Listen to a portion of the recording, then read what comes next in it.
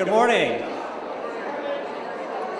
My name is Alan Moy, and I have the honor of serving once again as president of the California Small Farm Conference and welcoming all of you to our conference here in Sacramento. I'm curious how many people here attended one of the short courses yesterday? And how many of you still have wet socks drying in your rooms today?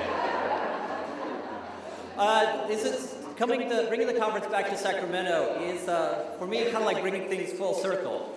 Because the first California Small Farm Conference that I attended was here in San Francisco when the Small Farm Conference partnered with NAFTMA, the North American Farmers Direct Marketing Association, and did a conference downtown at Sheraton. And as I recall, it rained on our tours that day too.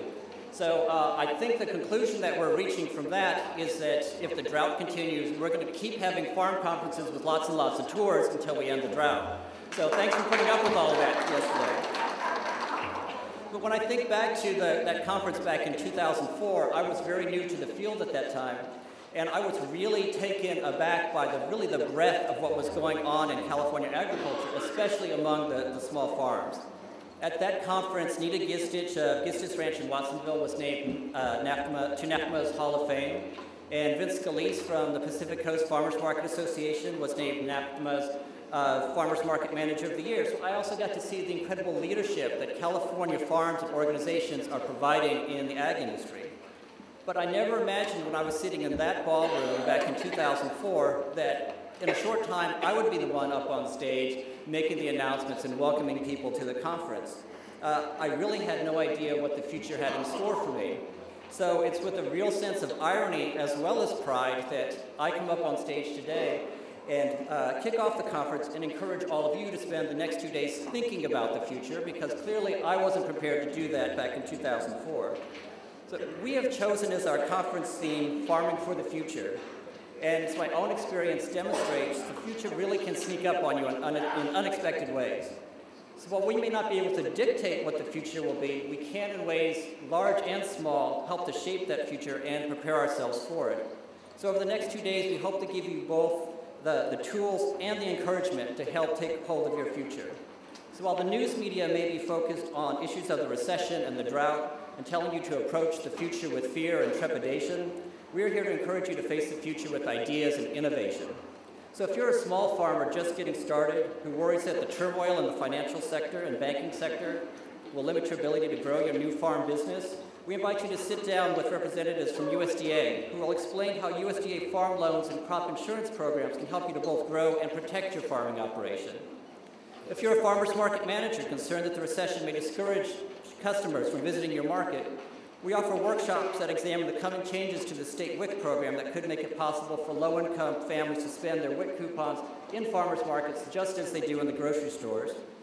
And we're also going to explore the growing demand from colleges and universities for farmers markets, potentially opening up an untapped market of hungry consumers. If you're an agriculture student who's quickly approaching graduation and looking at a tough job market, we encourage you to use this conference to network. And this isn't going to be MySpace or Facebook networking. This is look them in the eye, shake their hand, and get to know them networking. That's really going to give you a better idea of what's happening in the ag industry today and where the opportunities are for you. And if you're an experienced farmer wondering if it's worth it to try to sustain your farm through another dry year, especially one that comes in the midst of a recession, we encourage you to seek out workshops that will demonstrate techniques for saving water and energy, for reducing pesticide use, for making investments in equipment that is more suited to small farms. We are confident that at the end of the conference, you will not only have ideas to help you ride out this downturn, but to emerge stronger at the end of it. These next 2 days represent our own version of a stimulus package. We don't have hundreds of billions of dollars to offer you, but we do have over 100 speakers who have volunteered to share their ideas so that when you return to your farms, to your schools, to your markets, you'll be better prepared to face the future. But as we get ready to step forward into that future, I must also acknowledge everyone whose hard work and dedication has made it possible for us to be here today, beginning with our conference sponsors. The contribution of these sponsors have allowed us to offer scholarships to nearly 100 conference participants who would not have been able to afford the conference and have helped to make the conference costs affordable for everyone in this room. Our blue ribbon sponsors are USDA Risk Management Agency, USDA Rural Development, and USDA Farm Service Agency. Our red ribbon sponsor is Wells Fargo Bank. Our green ribbon sponsor is Rabobank. And our white ribbon sponsors are Capital Press, Sustainable Conservation, and the Western Center for Agricultural Health and Safety. But what does their support mean for you, even if you're not a scholarship recipient? Well, we printed over 500 name tags for this conference, just like this one, like the one that's hanging around your neck. Without the support of with those sponsors, that name tag would have cost each of you an additional $260 to attend the conference. So I think we all should show our sponsors a big round of applause for all of their contributions.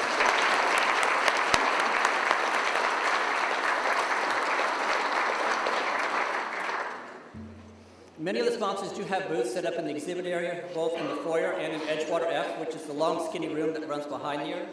I encourage you to stop by and learn more about their program and thank them for their support of the Small Farm Conference. There are many other exhibitors there that have educational and equipment programs that they are happy to demonstrate to you to help you improve your farming operations. Also, after this session, there will be a coffee break in the exhibit area in Edgewater F that's sponsored by Lafayette Bookstore. So we invite you after this session to stop by and pick up a cup of coffee before you head off to your next session. So as I said, the generosity of our sponsors has also allowed us to offer scholarships to farmers, farmers market managers, and students to attend the conference this year. And you can also help to support our scholarship program by purchasing raffle tickets at the registration desk or by bidding on silent auction items that are set up in the foyer area. On the raffle, our grand prize is 2 tickets on Southwest Airlines anywhere that they fly. That prize was donated by Southwest Airlines. Our second prize was donated by the Radisson Sacramento, our host hotel. It's a 2-night stay at the Anaheim Marriott Hotel, which they tell me is just minutes from Disneyland, and we're kicking in a $50 gas card to help you get there. And our third prize is a free registration, free meals, and a 2-night hotel stay at next year's conference. So again, you can pick up buy those raffle tickets at the registration desk. We'll do the drawing during the breakfast tomorrow. At this point, I'd like to take a moment to acknowledge all of those whose hard work and dedication not only got us to this point, but also those people who are going to be working really hard over the next 2 days to ensure the conference is a success. So I'd like to invite all of the members of our board of directors and our local planning committee to come up on stage. I'm really honored to have been chosen to lead this effort by this incredible group of people. They have made a commitment to the Small Farm Conference, not just for this year, but for it to be an ongoing effort to really be the premier gathering of small farmers and those who support them. So it's like call your name, feel free to wave and take a bow to the crowd. We have from the Beverly Hills Farmers Market, Greta Dunlap. From California Department of Food and Agriculture, Casey Walsh-Cady. From CAF, Community Alliance with Family Farmers, Dave Runston. Representing both the Davis Farmers Market and the California Federation of Certified Farmers Markets, Randy McNear. From NCAT, the National Center for Appropriate Technology, Rex Dufour.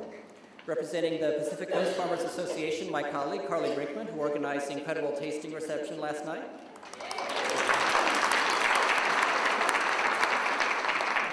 You don't have to hide behind me. From UC Davis California Agribility Project, Martha Stiles. Representing the University of California Small Farm Program, Linda Vieira, who also serves as the treasurer of the Small Farm Conference Board, and Shemaine Hardesty. From USDA Farm Service Agency, Monique Christophers. From USDA Natural Resources Conservation Service, Luana Kiger and Lisa Hockholt. And representing USDA Rural Development, Karen Firestein. From USDA Risk Management Agency, we have Sandy Sanchez, who also serves as the secretary of the board, and Jessica Kleisner. So the members of the local planning committee have been meeting regularly for the past 9 months to work on the specific details of the agenda for this conference. We're very thankful for their contribution and those of the other volunteers that are helping out at the conference today. We want to thank Kay Joy Barge from NRCS High Sierra Resource Conservation Development Council, Nels Christensen, Sherry Hodge, Jeannie Caudill, Jackie Johnson, Terry Hetzel, Paul Lehman, Marianne Morton, Slade Childers, Lisa Velasquez, and Linda Jan from USDA Farm Service Agency. I feel like I'm at the Oscars and the music's going to start at any minute. Chris Davis, Wendy Rash, Dan Tuvner, Sharon Nance from USDA Natural Resources Conservation Service, Henry Garcia Alvarez of Henry's Hillside Herbals, volunteering as translators, Claire Weissman, Misael Sanchez, and Adriana Morales, Sarah Hoffman from USDA National Agricultural Statistics Service, Kendra Johnson from California Farm Link, Louise Sierra from California Center for Cooperative Development, Nancy Jarisky from Placer County and Placer Grown, and Chuck Ingalls and Lynn Wunderlich from UC Cooperative Extension.